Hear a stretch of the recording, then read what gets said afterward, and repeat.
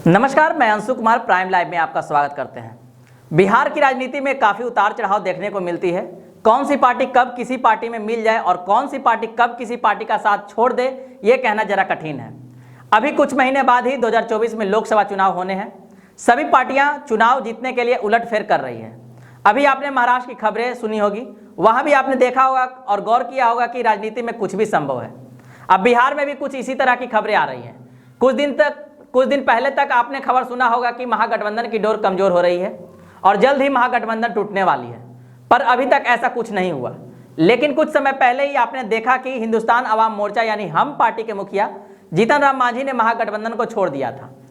उसके बाद से ये अटकलें लगाई जा रही थी कि जीतन राम मांझी की पार्टी अब एनडीए में शामिल होगी। इसके अलावा लोक जनशक्ति पार्टी यानी लोजपा भी एनडीए में शामिल होने के लिए तैयार बैठी थी, लेकिन इस पर चिराग पासवान कोई खुलकर बात नहीं कर रहे थे। लेकिन आज अचानक से ये दोनों पार्टियां 18 जुलाई को बीजेपी के होने वाले बैठक में शामिल होने को तैयार हो गए हैं। लोकसभा चुनाव में विपक्षी एकजुटता को टक्कर देने के लिए बीजेपी ने भी तैयारी शुरू कर दी है। वह भी एनडीए से छिटके सहयोगी दलों को साथ लाने की कवायद शुरू कर दी है। इसकी शुरुआत वह बिहार से करने जा रही है। बीजेपी अध्यक्ष जेपी नड्डा ने 18 जुलाई को एनडीए की बैठक बुलाई है। इस बैठक में शामिल होने के लिए उसने लोक जनशक्ति पार्टी यानी रामविलास पासवान की पार्टी के अध्यक्ष चिराग पासवान और हिंदुस्तानी अवाम मोर्चा यानी हम के प्रमुख जीतन राम मांझी को न्योता दिया है। इस बात की लंबे समय से चर्चा है कि मांझी और चिराग पासवान फिर से एनडीए में शामिल हो सकते हैं। वह लगातार अलग अलग मुद्दों पर बीजेपी को अपना समर्थन देते आए हैं। पिछले दिनों पटना में केंद्रीय गृह राज्य मंत्री नित्यानंद राय ने चिराग पासवान से मुलाकात भी की थी। एलजेपीआर के नेताओं की बैठक के दौरान यह मुलाकात हुई थी।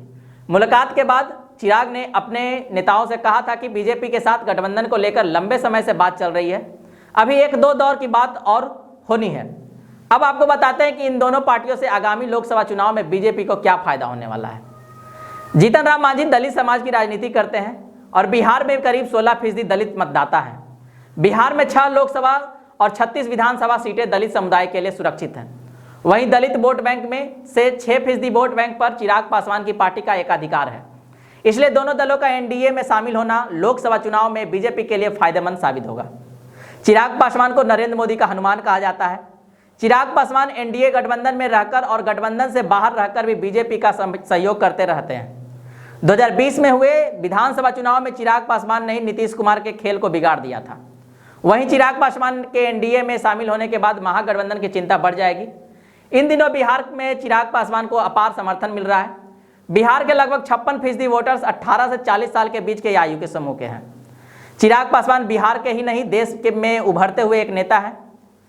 बिहार में इनकी लोकप्रियता काफ़ी है। तेजस्वी, चिराग, कन्हैया, पीके के बाद बीजेपी ने भी इस सच को समझते हुए एक युवा सम्राट चौधरी को राज्य की कमान सौंपी है।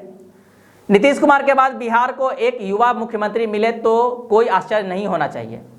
चिराग पासवान की पार्टी की पकड़ सभी जातियों में है। चिराग पासवान को सभी जाति के लोग पसंद करते हैं। 2020 विधानसभा चुनाव में चिराग पासवान ने 135 सीटों पर चुनाव लड़ने का फैसला लिया था और ज़्यादातर ऐसी सीटों पर उम्मीदवार दिए जहां से जेडीयू के उम्मीदवार मैदान में थे। हालांकि यह भी कहा गया कि वे ये सब बीजेपी के इशारे पर कर रहे थे। नतीजा यह हुआ कि करीब 6% वोट पाकर खुद की पार्टी को तो नहीं जीत दिला पाए, लेकिन जेडीयू की सीटों की संख्या पिछले चुनाव के मुकाबले 28 कम करने में वे सफल जरूर रहे।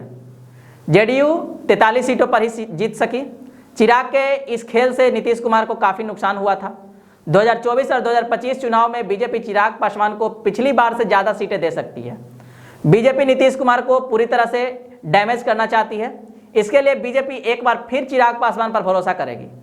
बिहार की राजनीति को चिराग पासवान अच्छे से समझते हैं। चिराग पासवान लगातार बिहार के सभी जिलों में दौरा कर रहे हैं। एक सीट पर जीत की समीकरण तैयार कर रहे हैं। चिराग के इस समीकरण में बीजेपी को काफ़ी लाभ मिलेगा। चुनावी मैदान में महागठबंधन के खिलाफ चिराग पासवान ऐसे उम्मीदवार को उतारेंगे जो महागठबंधन को मात दे सके। बिहार की राजनीति में चिराग पासवान के अनुभव से बीजेपी की सीट शेयरिंग जीत के लिहाज से महत्वपूर्ण होगा। चिराग पासवान सीएम नीतीश कुमार को एक बार पटकनी दे चुके हैं। इस बार भी महागठबंधन की मुश्किलें बढ़ने वाली है। आज की वीडियो को यहीं पर समाप्त करते हैं। वीडियो पसंद आई हो तो वीडियो को लाइक करें, हमारे चैनल प्राइम लाइव को सब्सक्राइब करें और वीडियो को शेयर भी करें। धन्यवाद।